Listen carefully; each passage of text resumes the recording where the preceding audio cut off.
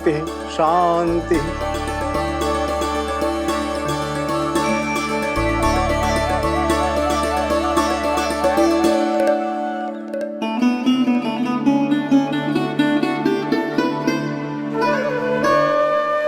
अब प्रथमेश भगवान श्री गणेश की पूजा करेंगे। भगवान श्री गणेश को गंध, हल्दी और धूप चढ़ाइए। परम धाम परम ब्रह्म परेशम परमेश्वरम विघ्न निघ्नकरम शांतम पुष्टकांतम।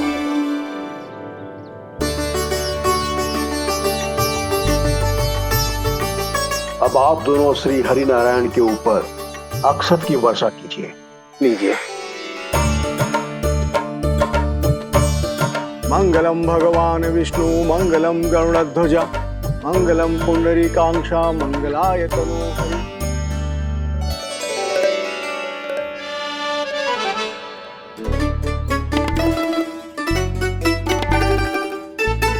यशोदा,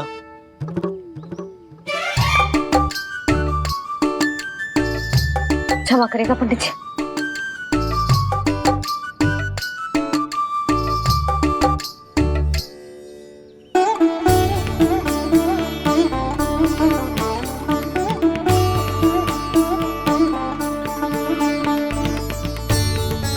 षोडशोपचार विधि संपन्न हुई। अब आप दोनों आंखें बंद करके प्रेम पूर्वक इष्ट देवता से लल्ला के स्वास्थ्य, हित और दीर्घायु के लिए प्रार्थना कीजिए।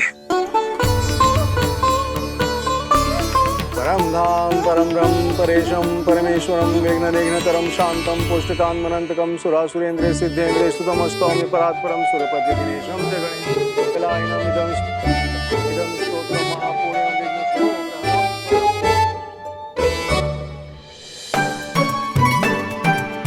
अरे ये नीलमणि के ऊपर तो धूप आ गई।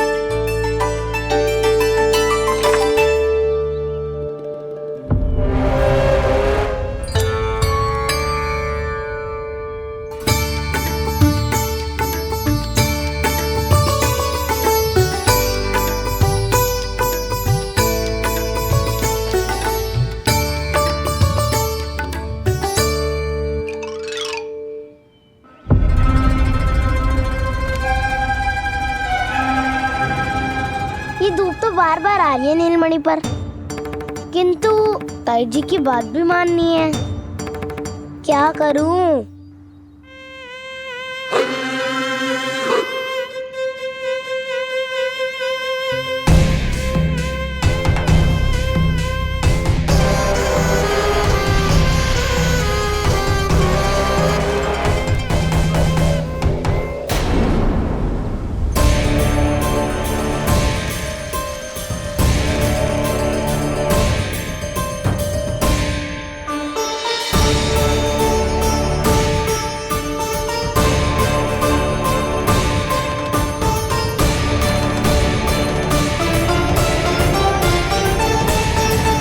जे उज्जवल भी ना एक कार्य ठीक से ना कर सकता। कहाँ है लल्ला?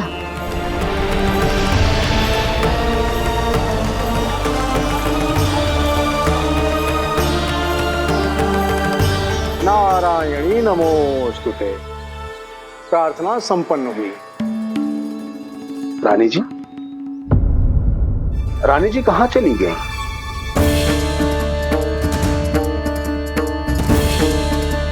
वो रहो, उज्जवल ने तो पक्की छाव में कर दियो है। मैं व्यर्थ ही क्रोधित हो रही थी।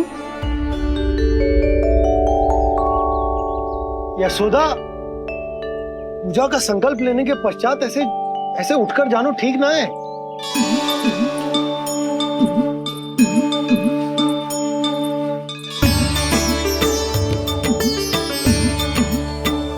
यशोदा, स्मरण है ना जे जन नक्षत्र पूजा हम हमारे लल्ला के हित के लिए कर रहे हैं। ओम सहना भवतु सहनो भुनक्तु सह वीर्यं करवावहै तेजस्विनावधीतमस्तु मा विद्विषावहै।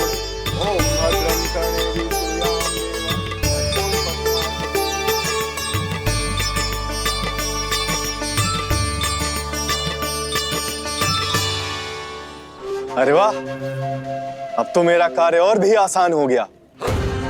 इसी सकट के नीचे कुचल दूंगा इस दुष्ट शिशु को। महाराज कंस को उनके जीवन का सबसे शुभ समाचार दूंगा मैं। मेरी आशा है महाराज कि इस बार भी आपकी आशाओं पे कहीं हिमपात ना हो जाए। उत्कच अपना कार्य अवश्य करेगा अस्ति, बल्कि अब तक तो कर भी चुका होगा। बस अब कुछ ही क्षण में शुभ समय।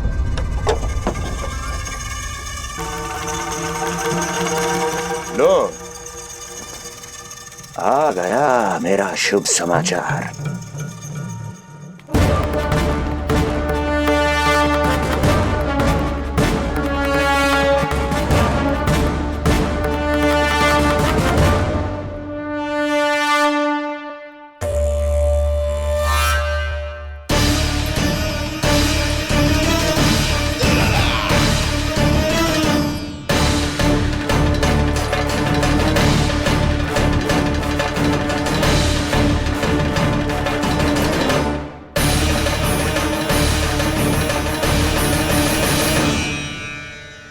शुभ समाचार की प्रतीक्षा कर रहे थे आप, पर आया कौन? अपशगुन। देवकी, वसुदेव, तुम दोनों यहाँ कैसे? मथुरा नरेश, हम दोनों आपके पास एक विनती लेकर आए।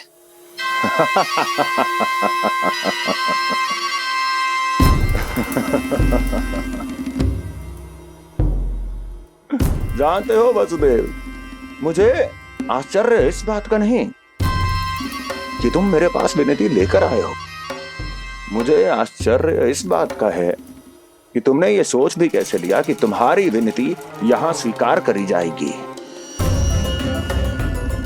मैं जानती हूँ आपके हृदय के किसी कोने में हमारे बचपन की स्मृतियां अभी भी जीवित है। आपको स्मरण है, मैं आपकी वही बहन हूं जिससे आप इतना प्रेम करते थे कि अपना सब कुछ। बस सीधा सीधा बोल, क्या चाहिए तुझे? अधिक कुछ नहीं महाराज, हम दोनों एक बार गर्ग ऋषि के दर्शन करना चाहते हैं। महल से बाहर जाना चाहते हैं ये। महाराज, इन्हें इतनी छूट देने की आवश्यकता नहीं है। पर आपको यह सुनकर अच्छा नहीं लगेगा महाराज कि आपकी बहन और आपका बहनोई आपसे कुछ छुपा रहे हैं। मेरे दुखों का भार मेरे सहन शक्ति से अधिक हो गया था, इसलिए बहुत साहस बटोर कर आई हूं। अपनी छोटी बहन की इस छोटी सी विनती को अस्वीकार मत कीजिए भैया।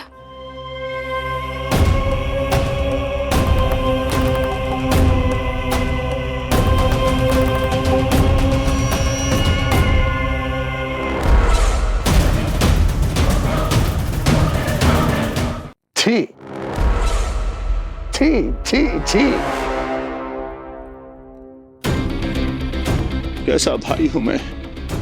मेरी बहन और मेरा बहनोई सामने खड़े हैं और मैं एक अभिमानी सम्राट की तरह इस सिंहासन पर बैठा हूं। छी, नहीं नहीं, ऐसे हाथ जोड़कर मुझे लज्जित ना करें। अरे हाथ तो मुझे जोड़ने चाहिए आप दोनों के सामने। ए देवकी, क्या तेरा भाई इतना निर्दयी है क्या? अरे तेरी एक छोटी सी इच्छा भी स्वीकार नहीं करूंगा क्या? क्या चाहती है? गर्ग ऋषि के आश्रम जाना है तो जा। कुंवर जी, आप तनिक भी चिंता मत कीजिए। कंस अपने परिवार की इच्छा पूरी नहीं करेगा तो किसकी करेगा? आप बस यात्रा की तैयारी कीजिए, आपकी यात्रा का प्रबंध शीघ्र ही हो जाएगा। धन्यवाद मथुरा नरेश। बहुत बहुत धन्यवाद भैया। ठहरिए।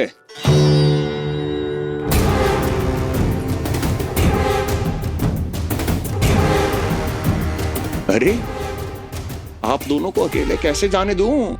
चिंता रहती है मुझे। 10 दिशाओं में शत्रु हैं मेरे। कहीं कुछ अनहोनी घटित हो गई तो? कुंवर जी, आप एक काम कीजिए, आप दुर्जन को साथ ले जाइए।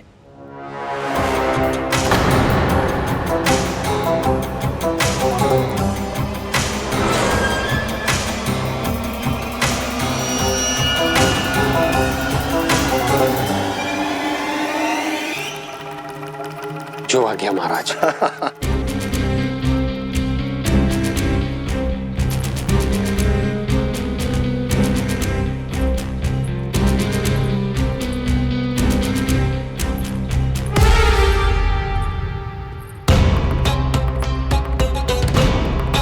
आपने इन्हें जाने की आज्ञा क्यों दी स्वामी? मेरा सुझाव क्यों नहीं माना आपने? हर समय तुम्हारा सुझाव मानना आवश्यक नहीं है प्रिय। जाल बिछा दिया है ये देखने के लिए कि ये दोनों मेरे विरुद्ध क्या षड्यंत्र रच रहे हैं।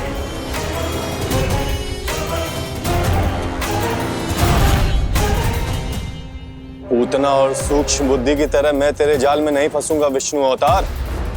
उन्होंने तेरे सामने आने की भूल की थी, पर मैं तुझे दिखाई नहीं दूंगा।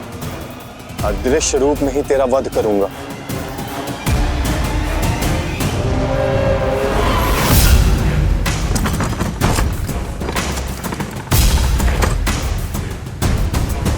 तेरी मां तुझे साधारण से धूप से बचाना चाहती थी। क्या दशा होगी उसकी जब मैं तुझे सकट के नीचे कुचल दूंगा।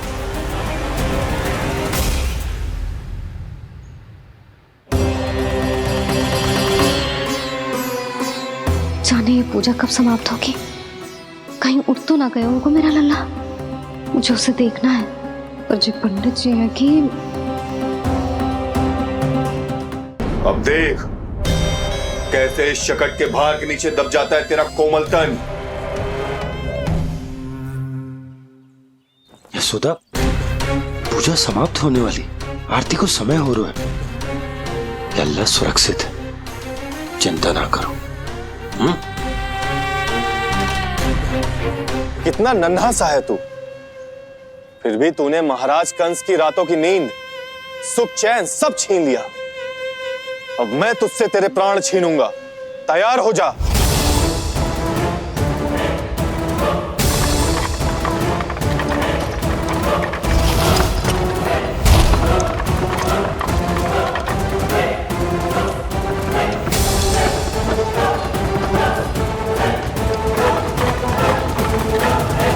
ये क्या हो रहा है?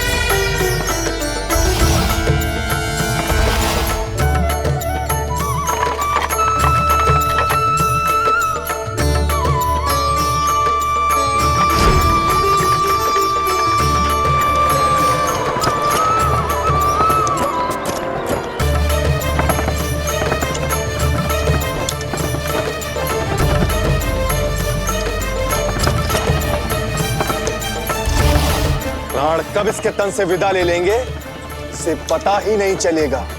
ताई जी! जशोदा ताई जी!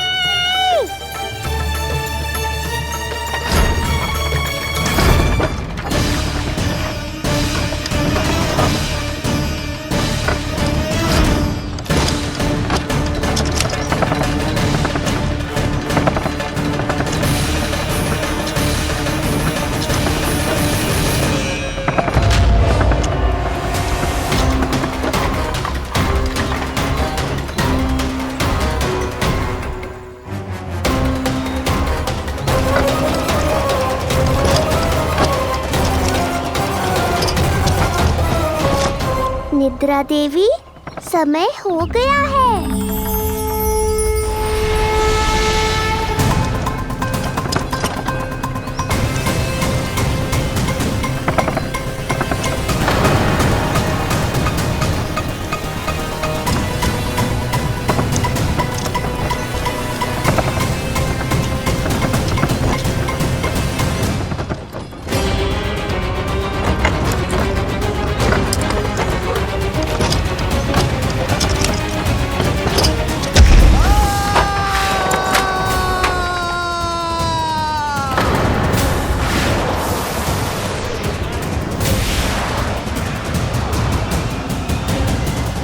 बोलो श्री नारायण भगवान की जय।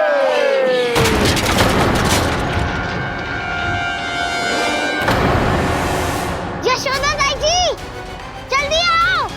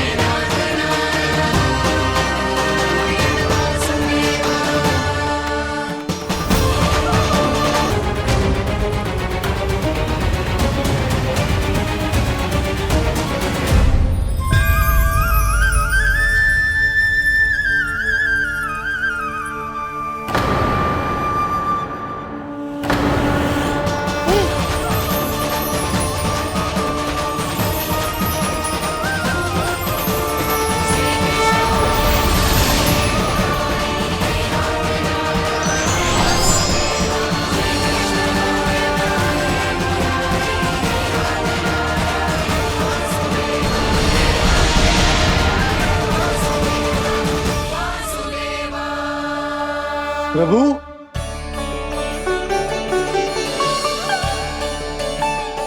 प्रभु, मैंने आपके अवतार को हानि पहुंचाने का प्रयास किया, फिर भी आपने मुझे दर्शन दिया। देने ही पड़े। तुम्हें मेरे चरणों का स्पर्श जो मिल गया, तुम्हें आश्चर्य हो रहा होगा।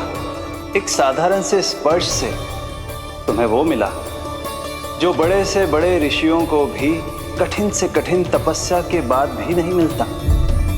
इसका उत्तर तुम्हारे अतीत में छुपा है। दैत्य हिरण्याक्ष के पुत्र के रूप में तुम्हारा जन्म हुआ था। शीघ्र ही तुम बहुत अधिक विशाल और असीम बलशाली हो गए थे, पर तुम अपनी शक्ति का प्रयोग अनुचित ढंग से करते थे। एक दिन तुमने महर्षि लोमस के आश्रम में बहुत ही उत्पात मचाया, हरे भरे वृक्षों को नष्ट कर दिया।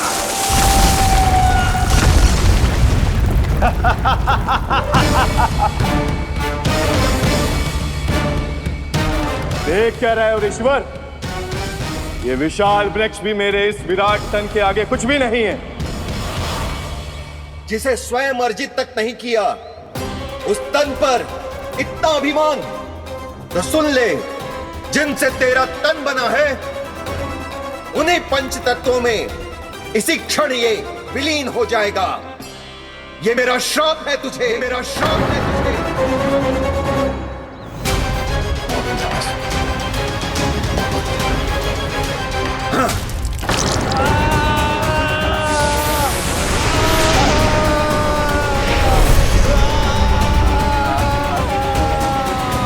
पर तभी तुम्हें अपनी भूल का आभास हुआ और ऋषि लोमस से तुमने क्षमा याचना की। क्षमा करे ऋषिवर, क्षमा करे। मैं मूर्ख, अभिमानी हूँ, अज्ञानी हूँ, परंतु आप तो दया के सागर है। कृपा करे ऋषिवर, कृपा करे। बिना तन के मैं कैसे जीवित रह पाऊंगा? तुम जीवित भी रहोगे और अपने दैनिक कार्यों का संचालन भी कर पाओगे, किंतु सजीव प्राणियों या निर्जीव वस्तुओं की सहायता से।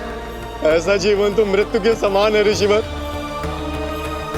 इससे अच्छा है आप मुझे जीवन से मुक्ति दे दो। मुक्ति भी अवश्य मिलेगी तुम्हें, पर जब तुम परम प्रभु श्री हरि नारायण के चरणों का स्पर्श करोगे, चरणों का स्पर्श करोगे।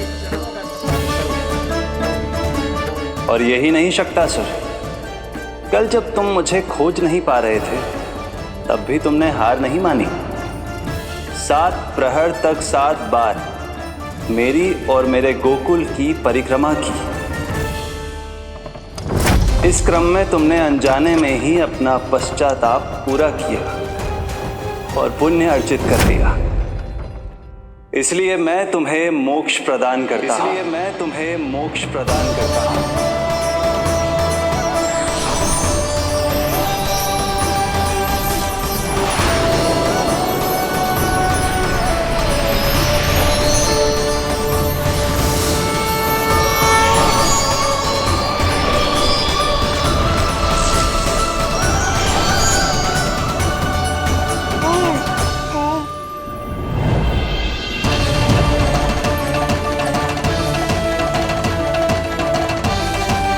यशोदा ताई जी, जल्दी आओ।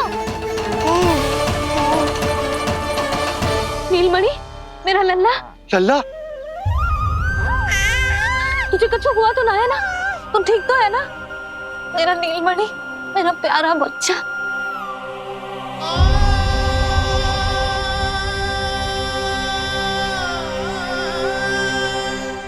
भोला, बंसी, ये सब क्या है?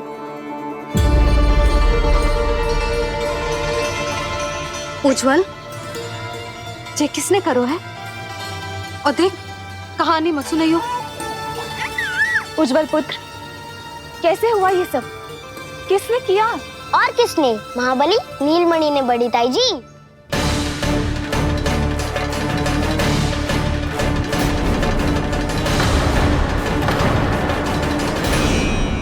जी क्या बोल रहे हो? सच्ची सच्ची बता। लो, फिर फंस गया उज्जवल। मैं सच्ची कह रहा हूँ। अचानक तीव्र वेग से वायु चली। फिर ऐसे लगो जैसे कोई भूकंप आ रहा है। और फिर जब मैंने देखा तो ये सकट अपने आप हिल रही थी, खड़खड़ खड़खड़ खड़खड़ खड़खड़। फिर मैंने साहस दिखाया और उस सकट को रोकने का प्रयास करो। पर सकट ना रुको, जे हिले ही जा रहा था, खड़खड़ खड़खड़ खड़खड़ खड़खड़ खड़खड़ खड़खड़। और फिर ऐसे ही हिलते हुए अचानक से आगे बढ़कर सीधा नीलमणि के ऊपर चला आए हो। फिर सकट भी हिल रहा था, खड़खड़ खड़खड़, और सकट का सामान भी हिल रहा था, थरथर थरथर। ऐसा लगो जैसे सकट नीलमणि को कुचलने को।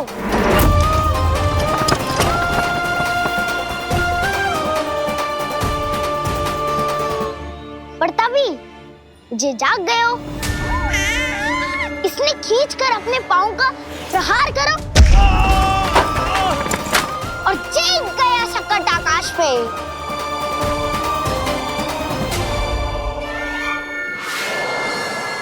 और फिर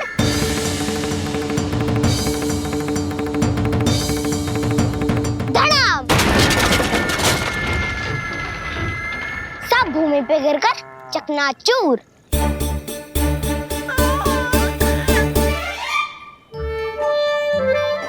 मैं सच्ची कह रहा हूँ ताई जी, नीलमणि के पैर का स्पर्श होते ही वो सकट ऐसे वायु में उड़ी जैसे कोई फूल। अच्छा, और जो तेरे हाथ में ये माखन है, ये भी अपने आप उड़ के आ गया होगा ना? हाँ, मैं सच्ची कह रहा हूँ। सदा बड़पोलापन, ये अच्छी बात ना है लल्ला, सत्य बता। मैया, मैं सत्य बोल रहा हूँ। ये सकट अपने आप ही आयो था और नीलमणि के प्रहार करते ही दूर जा गिरो।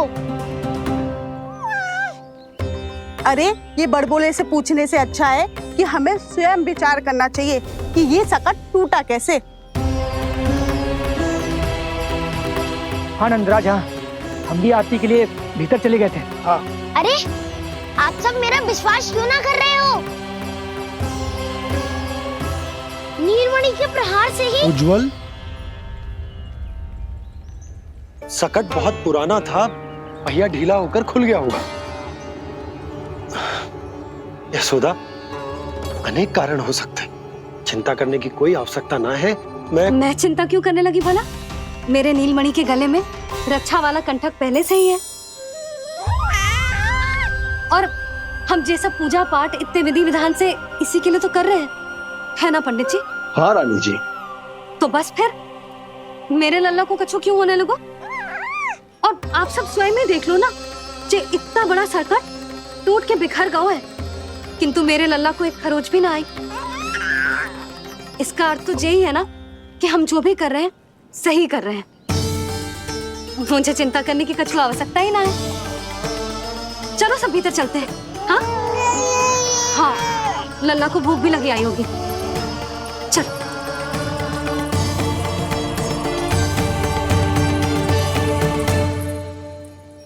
नंदराज जी, अब हमें भी आज्ञा दीजिए। प्रणाम पंडित जी। ध्यान कहाँ था तुम दोनों का? और अधिक सावधान रहने की आवश्यकता थी ना। क्षमा कीजिए नंदराज।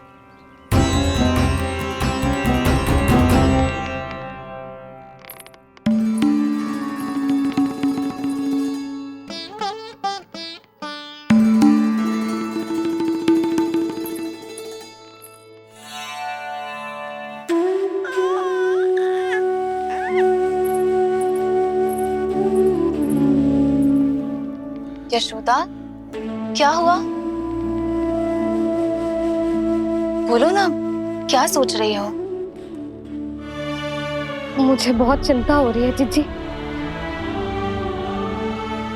मेरे लल्ला के साथ कुछ ना कुछ दुर्घटना होती रहती है। अरे, अभी बाहर ही तुम सबको समझा रही थी, अब भीतर आते ही क्या हो गया तुम्हें? बाहर समझाने वाली मैं ना थी जीजी, वो तो गोकुल की रानी जसोदा थी, किंतु भीतर से मैं अपने नीलमणि की मैया हूँ, बस।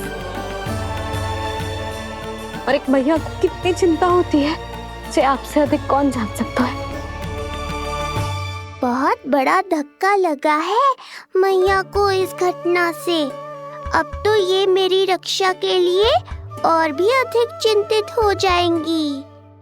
यंत्र का कंठक, पूजा पाठ, इतने सारे प्रहरी, सुरक्षा के प्रबंध, यदि इतने सबके बाद भी मैं अपने लल्ला की रक्षा न कर पाई तो मुझसे अधिक अभागी कौन हो सकती है? मैं तुम्हारे मन की दशा समझती हूँ यशोदा। इसी चिंता के कारण ही तो मैंने आज तक अपने पुत्र को छुपा कर रखा है। मैं जानती हूँ चिच्ची, मैं समझती हूँ। मैंने तो नीलमणि के लिए इतने सारे संस्कार भी करो है, पूजा पाठ की है, किंतु मैंने तो आज तक अपने पुत्र का एक भी संस्कार नहीं किया है। आंसू पोंछ लीजिए बड़ी माँ, शीघ्र ही सब कुछ ठीक हो जाएगा।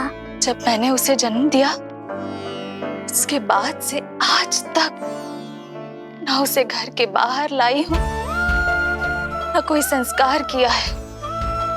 मैं तो उसका नामकरण भी नहीं करवा पाई हूँ यशोदा। उसके जन्म के समय स्वामी ने ये संदेश भिजवाया था कि उस कंस को हमारे पुत्र के बारे में तनिक भी भनक नहीं पड़नी चाहिए। तब से आज तक भय के छाव में जीती आई हूँ कि वो कंस कहीं हमारे पुत्र को भी ना मार दे, जैसे देवकी के सारे संतानों को मार दिया है। ये आशंका कभी सत्य नहीं होगी बड़ी माँ, मैं हूँ ना। माँ अपनी संतान के मन की बात बिना कहे ही समझ जाती है। आप भी समझ जाओ ना मैया।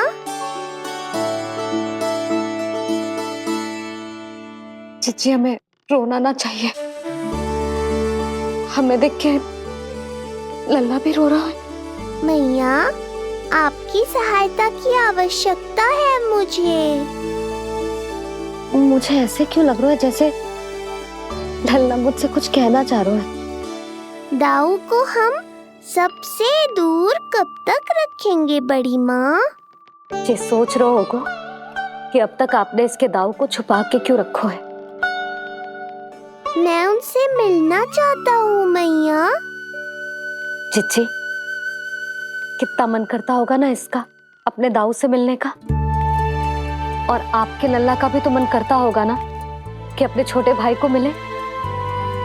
कितनी बातें करते हैं हम दोनों की इनके सामने। हाँ यशोदा, मैं भी अपने पुत्र को नीलमणि के बारे में सब कुछ बताती हूँ। तो बस फिर हमें साथ साथ रखिए ना। मेरा आधा हिस्सा है वो, उनके बिना मैं अधूरा हूँ मैया। ये दोनों भाई एक दूसरे के बिना अधूरे हैं जिज्जी। हमें इन दोनों को साथ ही रखना चाहिए। आप ही सोचो, यदि नीलमणि की रक्षा होगी तो आपका लल्ला भी तो सुरक्षित रहेगा।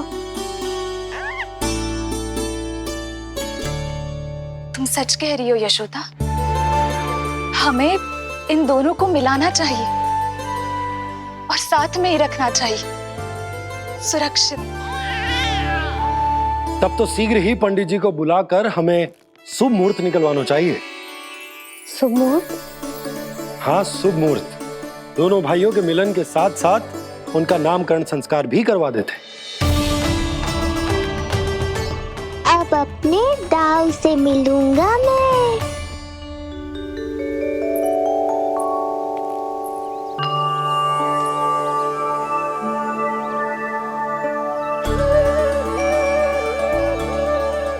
ऋषिवर की दिव्य आभा के कारण ये वातावरण कितना शुद्ध, कितना पवित्र लग रहा है ना।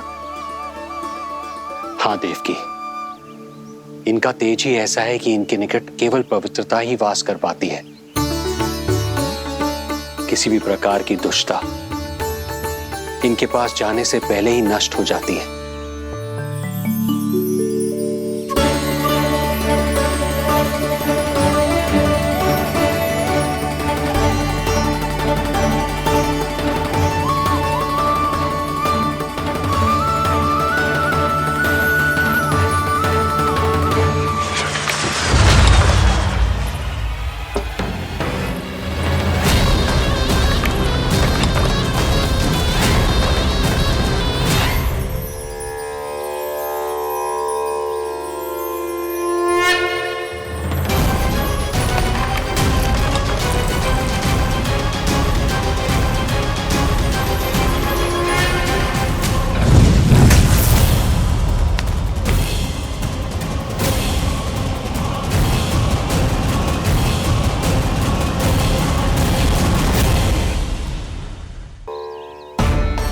इनका तेज ही ऐसा है कि इनके निकट केवल पवित्रता ही वास कर पाती है।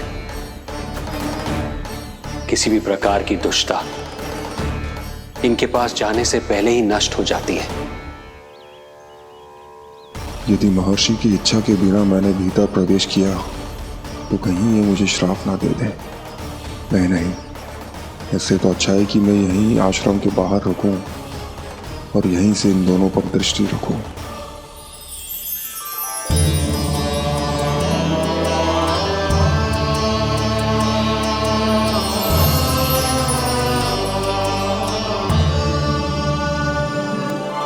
आपके आने का आभास हो गया था राजन। गुरुदेव, जो संतानें हमने खो दी है उनका श्राद्ध करवाने की विनती लेकर हम आपके पास आए हैं। आपका आना व्यर्थ नहीं जाएगा राजन, परंतु मुझे आभास हो रहा है श्राद्ध कर्म इस भेंट का एकमात्र कारण नहीं है।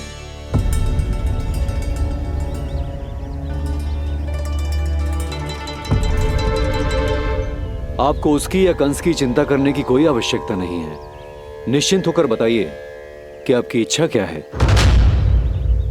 गुरुदेव, वर्तमान में मेरी प्रथम पत्नी रोहिणी पुत्र सहित गोकुल में निवास कर रही है। हमारे उस पुत्र का और भाभी यशोदा के पुत्र का नामकरण संस्कार करवा दीजिए।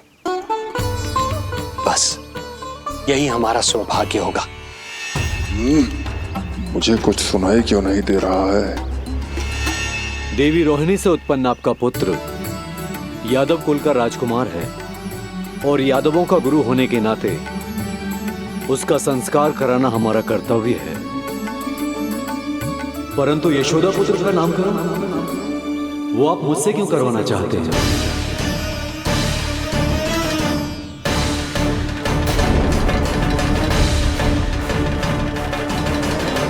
गुरुदेव, सत्य ये है कि रुक क्यों गई रानी देवकी? आपके मन में जो कुछ है कहिए। ये कैसी दुविधा में फंस गया मैं। यदि मैंने गुरुदेव को यशोदा पुत्र का सत्य बताया तो कंस को भी पता चल जाएगा, और यदि नहीं बताया तो कहीं ऐसा ना हो कि ऋषिवर ही बुरा मान जाए। लगता है आप दोनों की दुविधा मेरे अनुमान से भी बहुत बड़ी है। अपनी या अपने पुत्र की कुंडली लाए हैं राजन? जी गुरुदेव, अपनी कुंडली है मेरे पास। देवकी,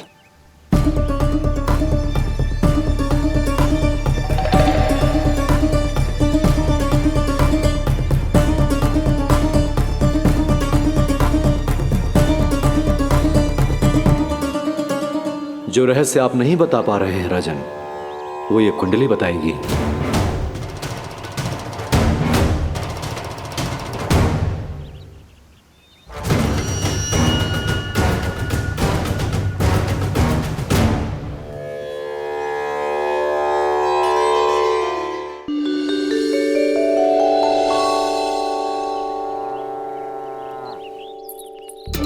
लल्ला, बता कैसी है जगदा? मैया को हो क्या गया है आज? देख, सही सही बताइयो।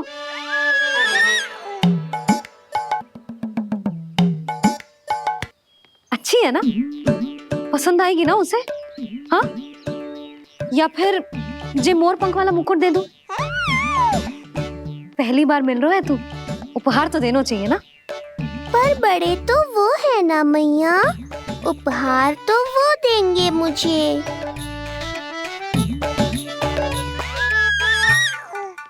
ना ना, मोर पंख वाला मुकुट तो मेरे लल्ला का है ना, जे ना दे सकते। तेरे जैसा कोई कंठक या चांदी वाला कड़ा दे दूं? हाँ? इस मिलन के लिए मुझसे अधिक उतावली तो मैया है।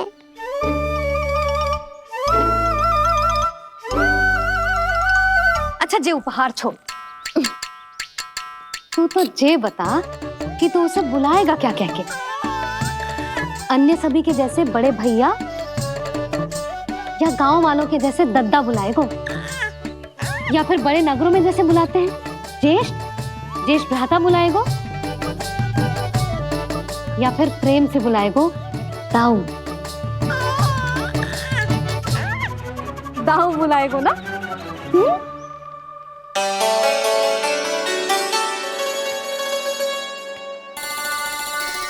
सुनो आपने, हमारे लल्ला ने निर्णय ले लियो, ये अपने भैया को ताऊ कहकर बुलाएगो। अरे वाह, लल्ला ने बोलना भले ही ना सीखो, परंतु तुम्हें बता दियो। और नहीं तो क्या, लल्ला कुछ कहे ना कहे माँ तो समझ जाती है ना लल्ला?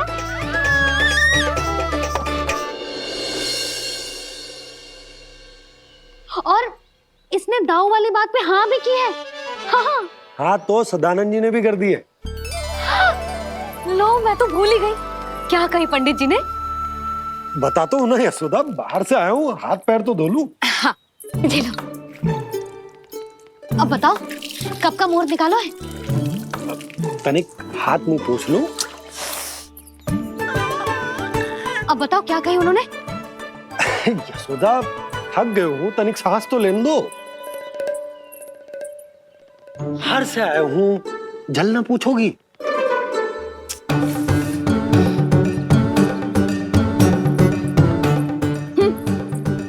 अब बता दो जी।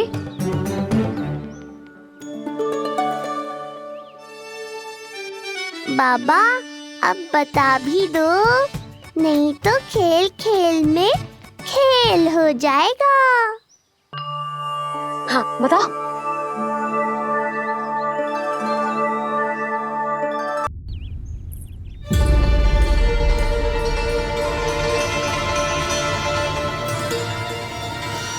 हो क्या रहा है वहां? ये क्या दिया है राजकुमारी ने?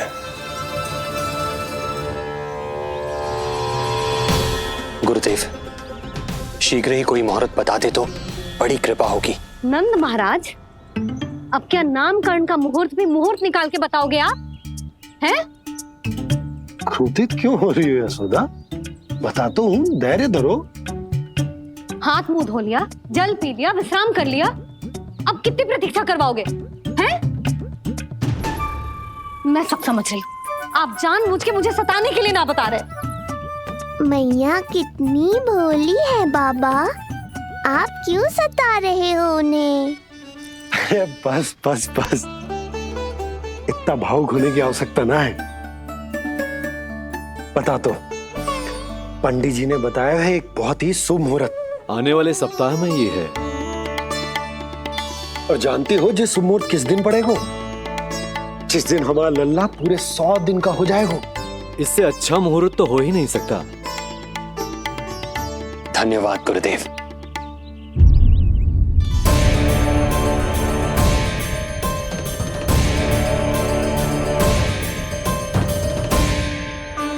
क्या हुआ गुरुदेव? कुछ समस्या है क्या? जो सत्य सारे संसार को पता है और जो संकेत ये कुंडली दे रही है, दोनों में विरोधाभास है राजन।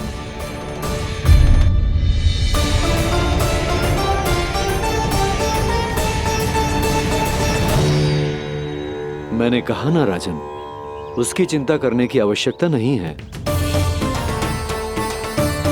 ये कुंडली मुझसे कह रही है कि आपके भाग्य में केवल पुत्र थे। आपके भाग्य में केवल पुत्र थे, तो पुत्री कैसे हुई?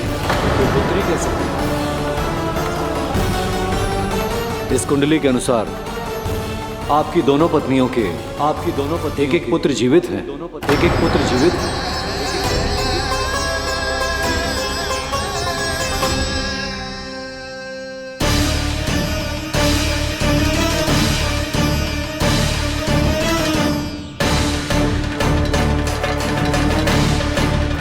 देवकी,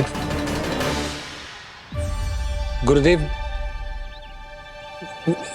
मैं कुछ कैसे? कहने की आवश्यकता नहीं है राजन, मैं जानता हूं। मेरे प्रश्नों के उत्तर कहां मिलेंगे? अरे कौन से प्रश्न और कैसे उत्तर? किस बारे में बात कर रहे हैं? ये लोग जो भी बात कर रहे हैं वो मुझे सुनाई क्यों नहीं दी?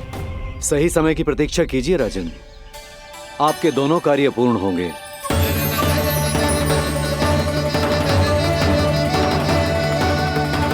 अब आप निश्चिंत होकर जाइए और प्रसन्नता मनाने की तैयारी कीजिए। आपका बहुत बहुत धन्यवाद गुरुदेव। प्रणाम।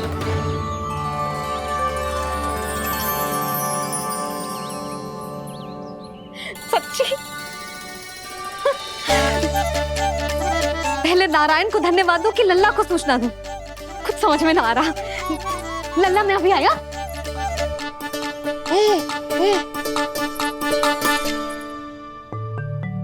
आपका बहुत बहुत धन्यवाद नारायण।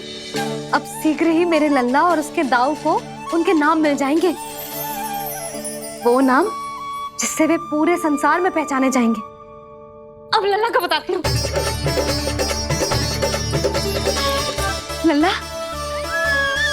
तू जैसे ही 100 दिवस का हो जाएगा, तेरा और तेरे दाऊ का नामकरण हो जाएगा। हाँ। किंतु आपने तो बताओगी ना, हम इन दोनों को मिलवा कब सकते हैं? क्या देख रहे हो, बताओ तो। यशोदा, पंडित जी ने कही कि दोनों भाइयों को मिलवाने के लिए कोई मुहूर्त की आवश्यकता ना है, तो हम चाहें तो इन्हें आज भी मिलवा सकते हैं। लल्ला सुनो तूने, तू आज ही अपने दाऊ से मिल सकता है। मैं अभी सारी तैयारियां करती हूँ। भव्य मिलन होगा गोकुल में, भव्य मिलन। कुंडली के अनुसार इन दोनों के 8 पुत्रों में से 2 जीवित बचे हैं। पहला तो रोहिणी पुत्र है, पर दूसरा कौन है?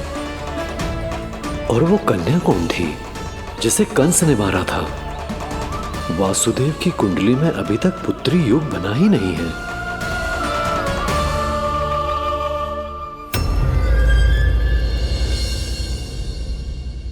तू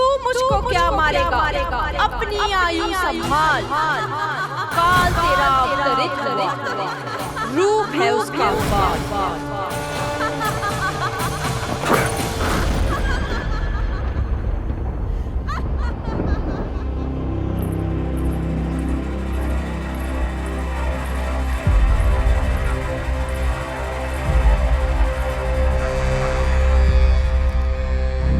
आधी रात को इस तरह से उठकर बैठे हुए हैं आप स्वामी। मैं ये तो नहीं जानती कि किस बुरे स्वप्न ने आपकी नींद छीन ली है, परंतु इतना अवश्य जानती हूं कि जो सूचना ये गुप्तचर लेकर आया है, इसे सुनकर आप रात भर सो नहीं पाएंगे।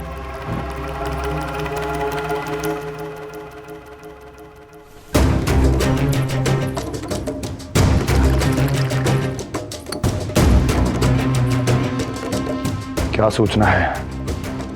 महाराज, उत्कच मारा गया, उत्कच मारा गया, उत्कच मारा गया।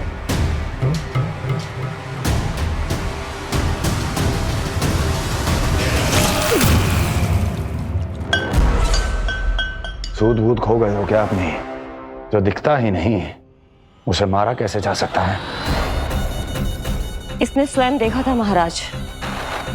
जिस शकट में समाकर शक्तासुर उस बालक को कुचलने वाला था, आपके शत्रु ने उसी शकट को चकनाचूर कर दिया।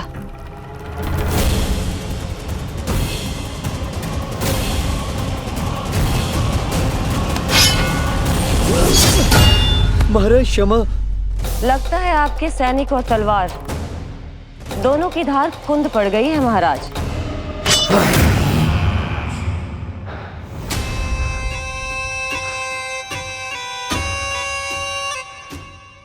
इस तलवार की धार पर अब तभी विश्वास दृढ़ होगा जब ये उस बालक के रक्त से स्नान कर लेगी।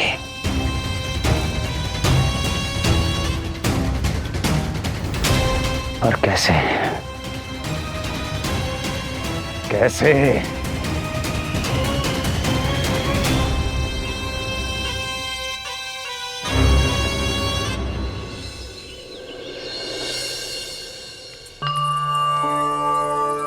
कैसी लगी तुझे दाऊ से मिलने की तैयारी? बहुत अच्छी है मैया, पर उससे भी अच्छी है वो प्रसन्नता जो इस मिलन के उत्साह में मुझे आपकी आंखों में दिख रही है।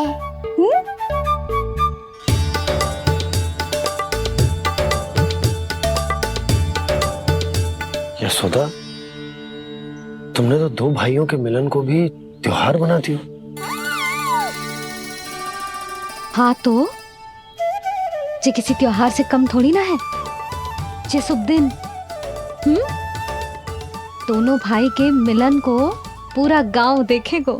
तो फिर अब बड़ी मैया को बुलाओ ना मैया। यशोदा जी, रोहिणी जीजी इतनी प्रतीक्षा क्यों करवा रही है? इतने दिवस से छुपा के रखे हो लल्ला को, अब तो शीघ्रता करनी चाहिए ना, है ना भाभी? प्रतीक्षा अवश्य की है, किंतु फल भी तो मीठा मिलेगा। आती होंगी रोहिणी जीजी।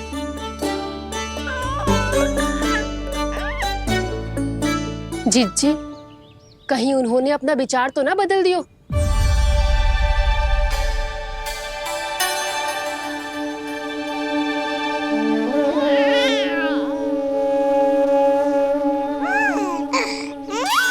कितनी शीघ्र चिंतित हो जाते हो आप सब। देखो आ रहे हैं वो। लाल छुपा रखने को विवश थी नियति की सताई, भूल के भय माज प्रभु की जग सम्मुख है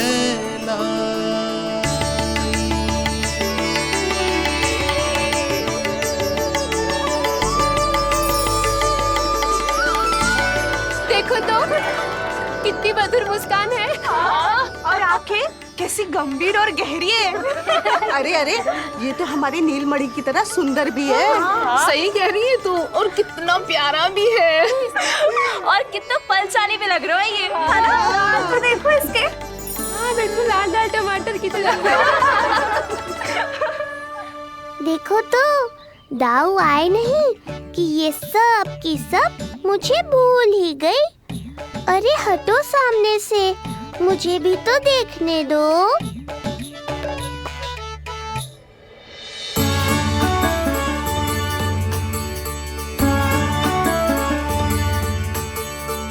मैया सहायता करो ना।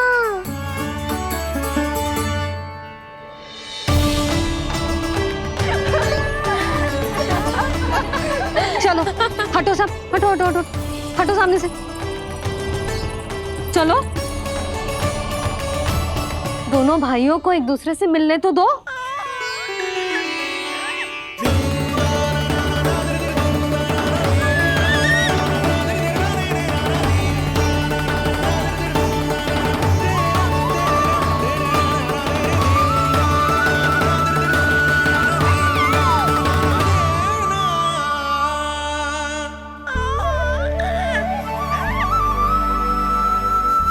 चल लल्ला, चल आजा।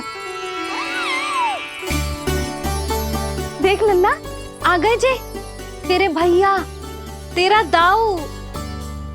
जी भर के बातें करो और निहारो एक दूसरे को। लाओ जिज्जी, आजा। ये रहे तेरे दाऊ। आओ जिज्जी।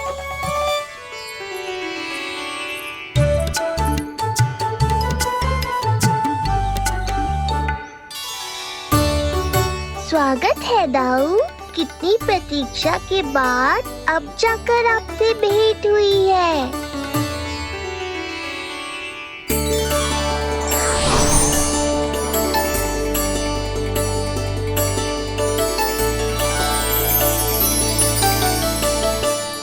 क्या हुआ दाऊ, मुझे पहचान नहीं पा रहे?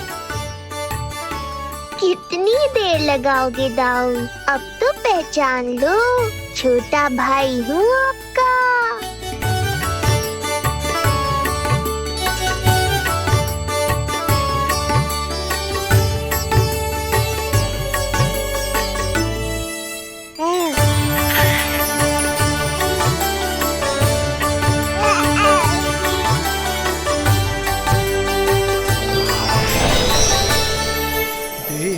प्रभु को भक्त शेष की आंखें है भर आई,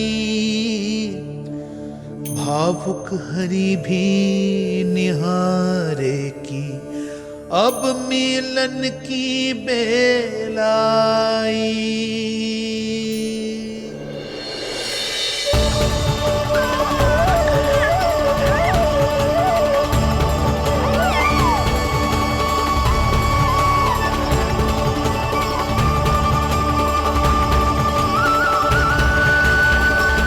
प्रभु, आपके दर्शन पाकर मैं धन्य हो गया। प्रभु नहीं, छोटा भाई पुकारो शेष। ये कैसे संभव है? आप नारायण हैं, मेरे प्रभु। ये जानते हुए भी मैं आपसे बड़ा कैसे बन सकता हूँ? हर दुविधा की तरह इसका भी समाधान है शेष। अब तो हम एक दूसरे से मिल भी चुके हैं। पृथ्वी पर हमारा सूत्र जुड़ चुका है, इसलिए समय के साथ तुम ये भूल जाओगे कि तुम्हारा ये भाई मेरा ही अवतार है। ये क्या कह रहे हैं प्रभु? वही जो आवश्यक है, नहीं तो तुम नीलमणि के बड़े भाई होने का कर्तव्य कैसे निभाओगे? कैसे डांटोगे मुझे? और बड़े होने के नाते मुझ पर अधिकार कैसे दिखाओगे? पर प्रभु, पर किंतु परंतु ये सब भूल जाओ शेष। आज से इसी क्षण से मैं हूं तुम्हारा छोटा भाई और तुम मेरे ताऊ। मैं हूं तुम्हारा छोटा भाई और तुम मेरे ताऊ। नारायण नारायण दाऊ। दोनों इतने सुंदर लग रहे हैं, मेरी तो दृष्टि भी ना हट रही इससे। कहीं मेरी ही दृष्टि ना लग जाए नहीं। ये तो प्रतिदिन की कथा है दाऊ।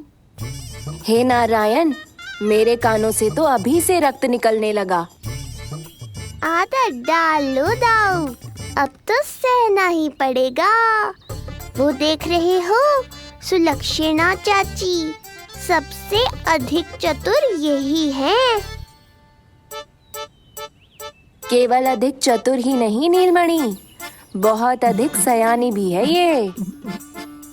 बिल्कुल सही पहचाना दाऊ, पर आप चिंता मत करो, मैं हूँ ना, मैं संभाल लूंगा इन सबको। देखो तो जिज्जी, इन दोनों की दृष्टि एक दूसरे से ऐसी चिपक गई है कि अब हटने का नाम ही ना ले रही। ये सूचक है उस प्रेम के बंधन का जिसमें ये दोनों भाई आज के बाद सदा के लिए बंध जाएंगे।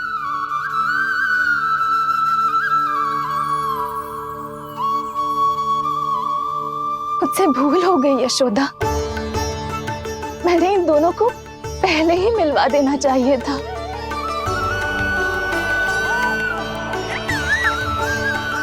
मैं कहती थी ना आपसे।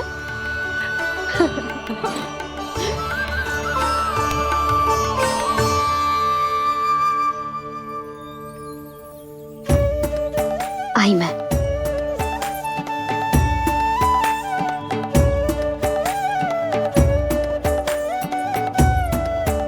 क्या सोच रहे हो ऐसे खड़े खड़े?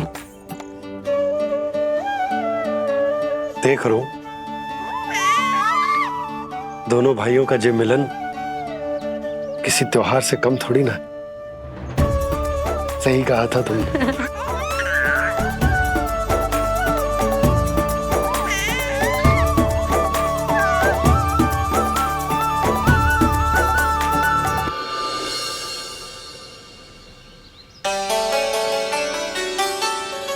सुना ना तूने जो गोपिया क्या कह रही थी कि नीलमणि का दाऊ कितना बलशाली है। इसका तो यही अर्थ हुआ ना कि नीलमणि अपने दाऊ जितना बलशाली ना है।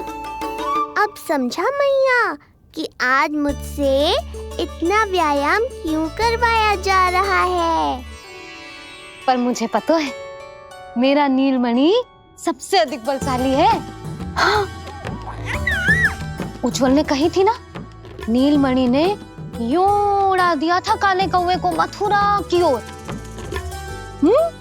और उज्जवल ने तो ये भी कही थी कि नीलमणि ने अपने पांव से सकट पे प्रहार भी किया था। कैसे किया था प्रहार? ऐसे किया था। लग गई मैया को। कैसे किया था? फिर से बता कैसे किया था?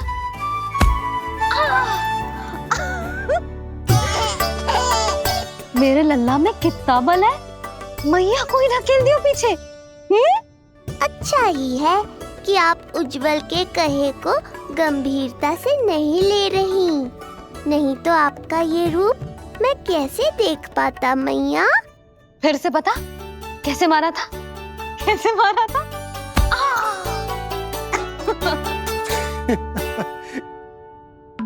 लल्ला तू बड़े के जैसे कब से हंसने लगो?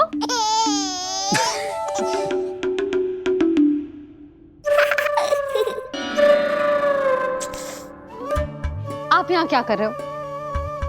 छुप छुप के मैया और लल्ला को खेलते हुए देखने के अतिरिक्त और कोई कार्य ना है आपके पास? कार्य तो है, पर यह अधिकार भी है कि मैं अपनी बड़ी सी पत्नी को अपने छोटे से लल्ला के साथ छोटे बालकों की तरह व्यवहार करते हुए देखूं। हाँ? अब देख लियो ना, अब जाओ अपना कार्य करो। कार्य तो कर लूंगा, परंतु मेरा पेट मुझसे कह रहा है कि इसे भूख लगी। भूख लग गई? भोजन का समय होगा। अभी लगाती हूँ भोजन।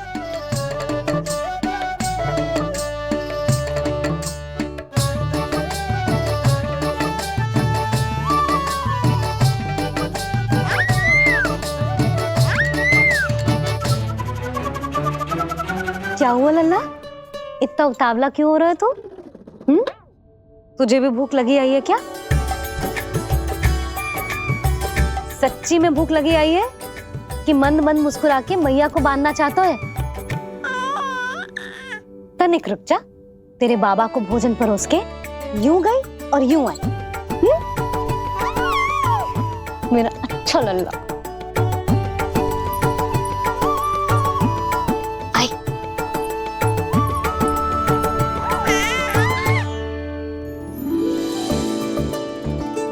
आज केवल रोटी है खाने में? ना, दाल है ना, तरकारी भी है, दही है, लड्डू भी है। तो दाल ले आओ। अभी लाई है।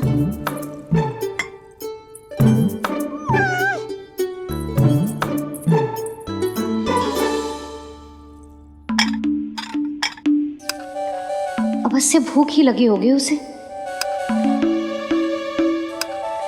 यशोदा, दही नहीं दाल। क्षमा करना, भूल हो गई।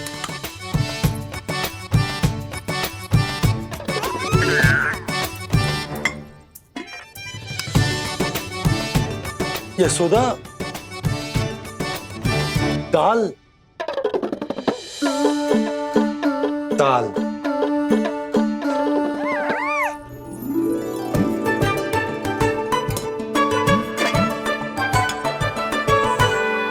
अब ऐसे क्या देख रहे हो? बोला ना भूल हो गई। सब मिला के खा लो, पेट में तो मिलना ही है। थोड़े चावल मिलेंगे? हाँ मिलेंगे, अवश्य मिलेंगे।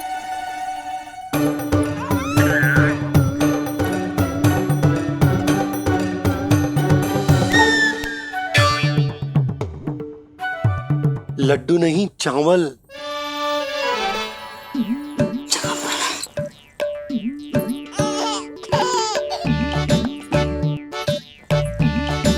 हंस क्या रहे हो जी?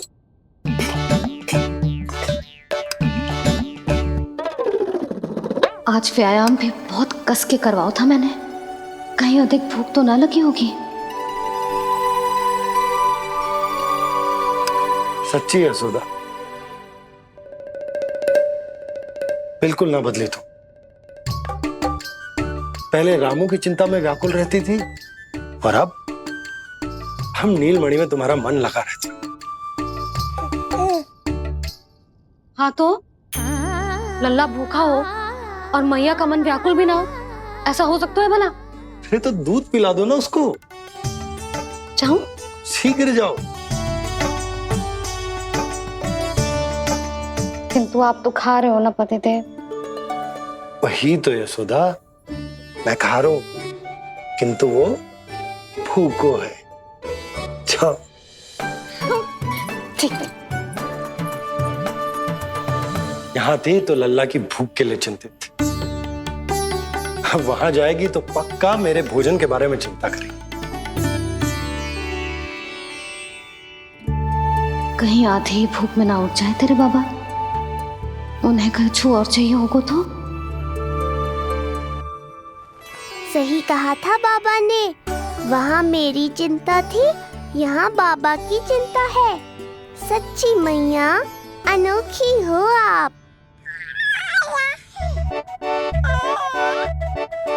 अरे इतने से पेट भर गया तेरा? ना, ये वाली मुस्कुराहट तो मत ही दिखा मुझे। इतनी शीघ्र तेरा पेट भर ही ना सकता। मैया जानती है अपने लल्ला की भूख।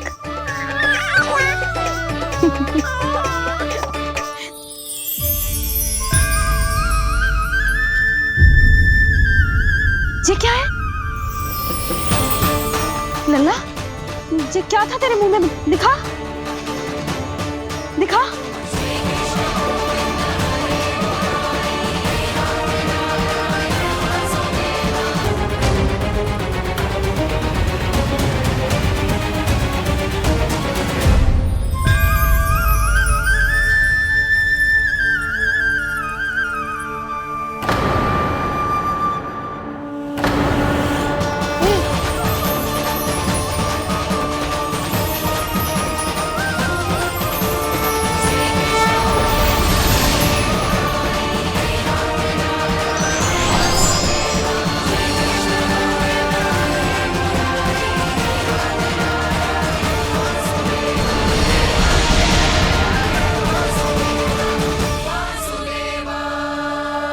प्रभु,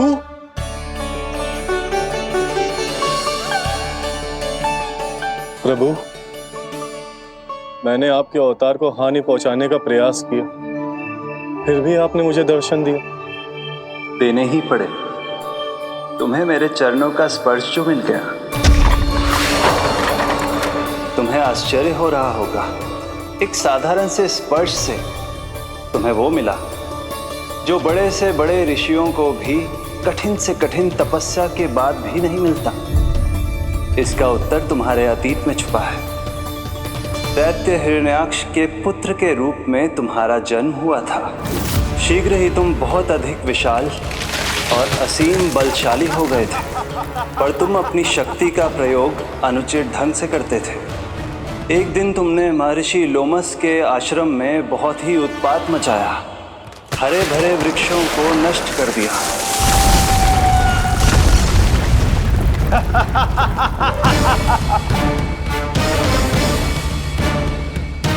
देख क्या रहे हो ऋषिवर?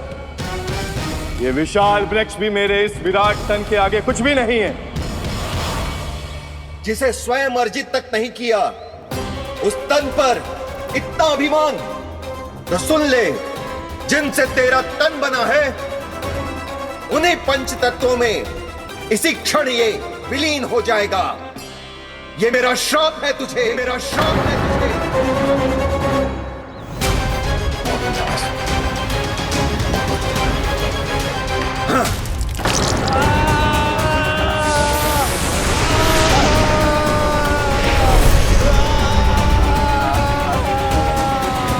पर तभी तुम्हें अपनी भूल का आभास हुआ और ऋषि लोमस से तुमने क्षमा याचना की।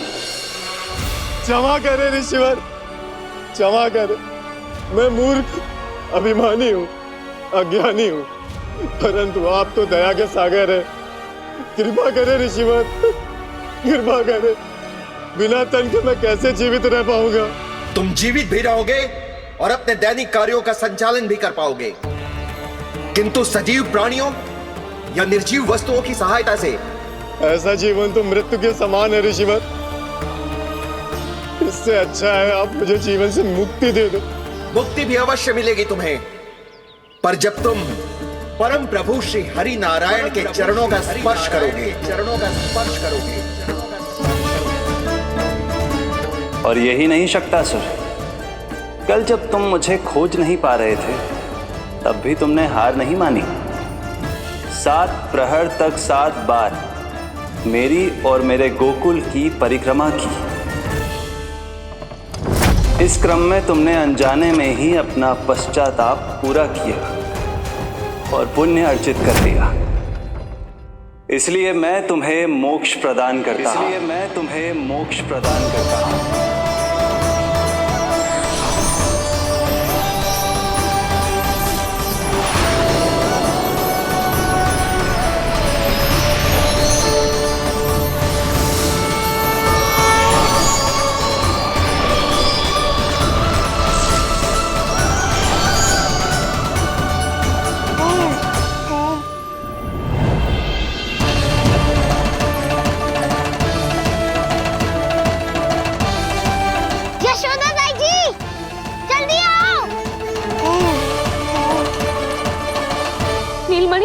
मेरा लल्ला, लल्ला,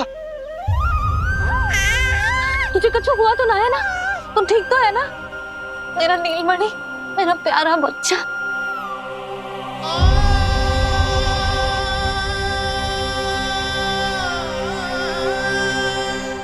भोला, बंसी, ये सब क्या है?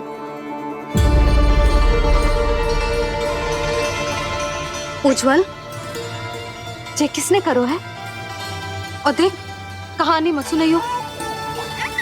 उज्जवल पुत्र, कैसे हुआ ये सब? किसने किया? और किसने? महाबली नीलमणि ने बड़ी ताई जी।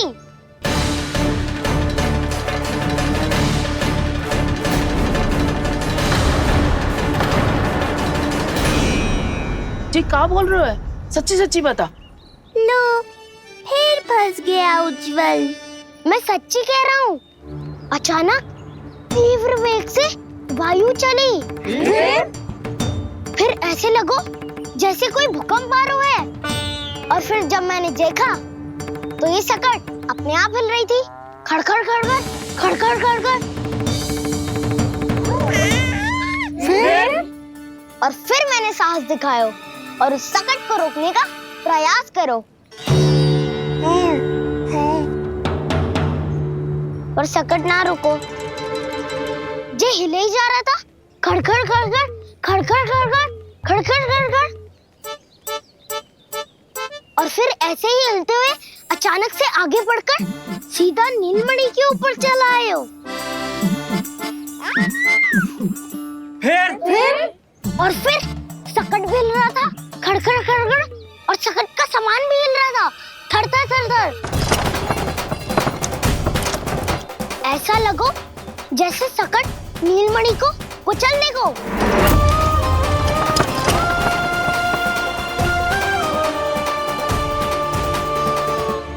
पर तभी जे जाग गए हो, इसने खींचकर अपने पांव का प्रहार करो और जीत गया सकट आकाश पे।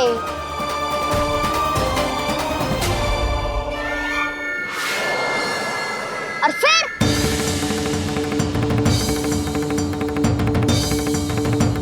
धड़ाम, सब भूमि पे गिरकर चकनाचूर।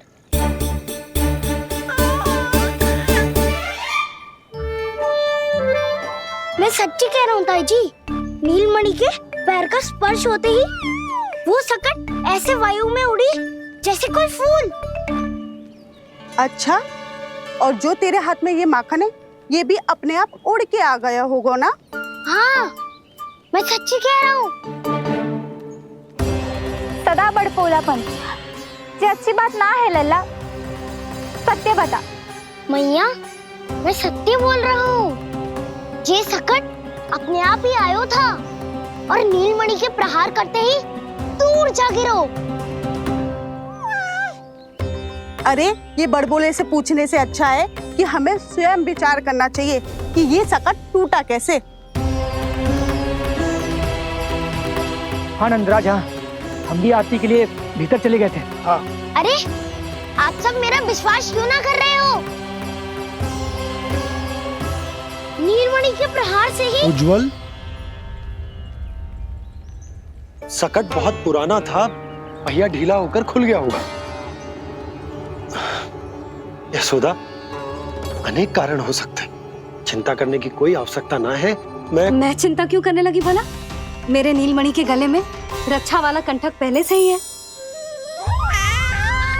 और हम जैसा पूजा पाठ इतने विधि विधान से इसी के लिए तो कर रहे हैं, है ना पंडित जी? हाँ रानी जी।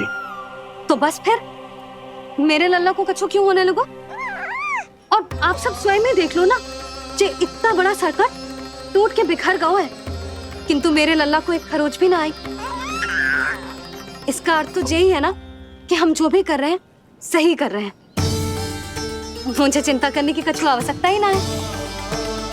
चलो सब भीतर चलते हैं। हाँ हाँ, लल्ला को भूख भी लगी आई होगी। चल।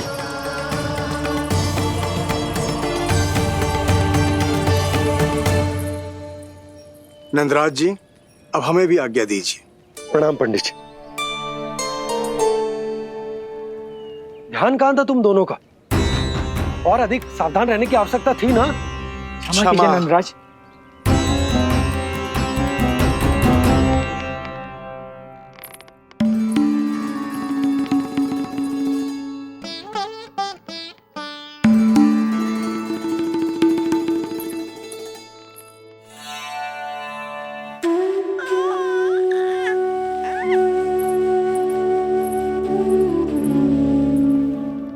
यशोदा, क्या हुआ?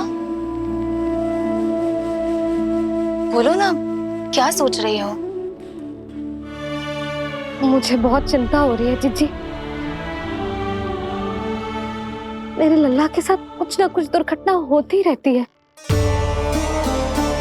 अरे, अभी बाहर ही तुम सबको समझा रही थी, अब भीतर आते ही क्या हो गया तुम्हें?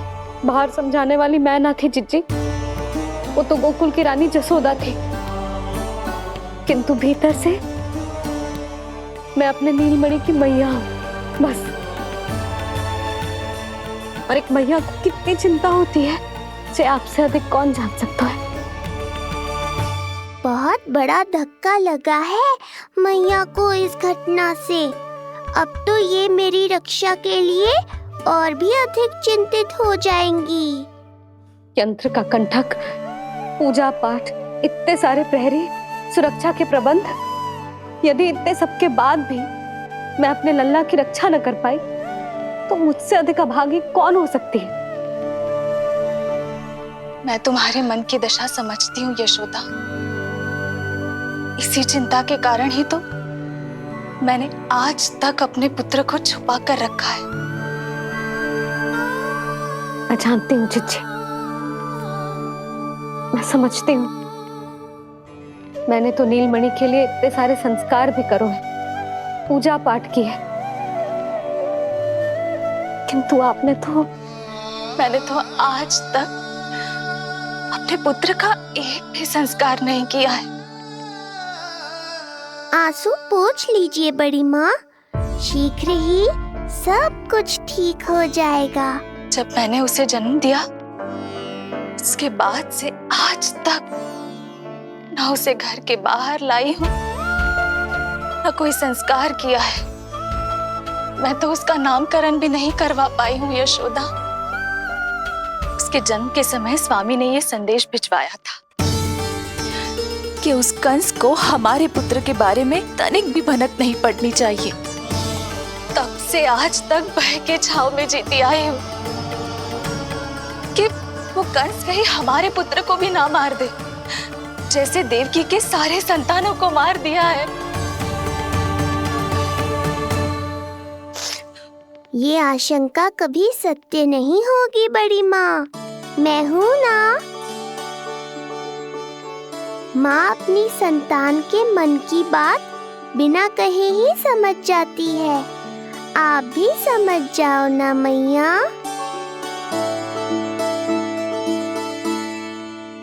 चिच्ची, हमें रोना ना चाहिए।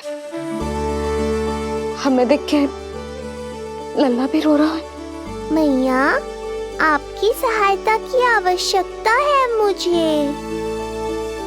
मुझे ऐसे क्यों लग रहा है जैसे लल्ला मुझसे कुछ कहना चाह रहा है। दाऊ को हम सबसे दूर कब तक रखेंगे बड़ी माँ? ये सोच रहे होगो कि अब तक आपने इसके दाऊ को छुपा के क्यों रखो है। मैं उनसे मिलना चाहता हूँ मैया।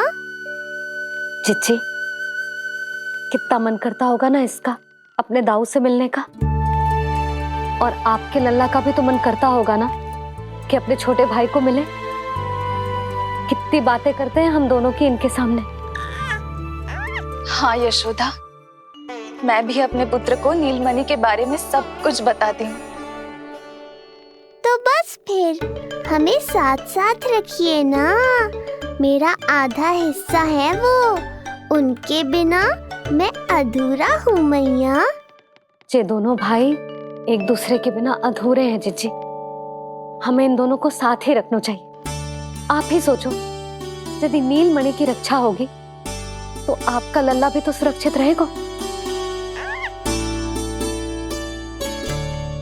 तुम सच कह रही हो यशोदा। हमें इन दोनों को मिलाना चाहिए और साथ में ही रखना चाहिए, सुरक्षित। तब तो शीघ्र ही पंडित जी को बुलाकर हमें शुभ मुहूर्त निकलवाना चाहिए। शुभ मुहूर्त? हाँ, शुभ मुहूर्त। दोनों भाइयों के मिलन के साथ साथ उनका नामकरण संस्कार भी करवा देते। अब अपने दाऊ से मिलूंगा मैं।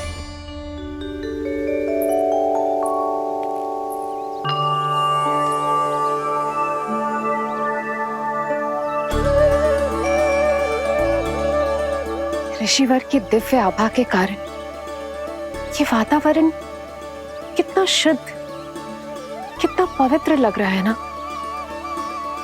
हाँ देवकी, इनका तेज ही ऐसा है कि इनके निकट केवल पवित्रता ही वास कर पाती है। किसी भी प्रकार की दुष्टता इनके पास जाने से पहले ही नष्ट हो जाती है।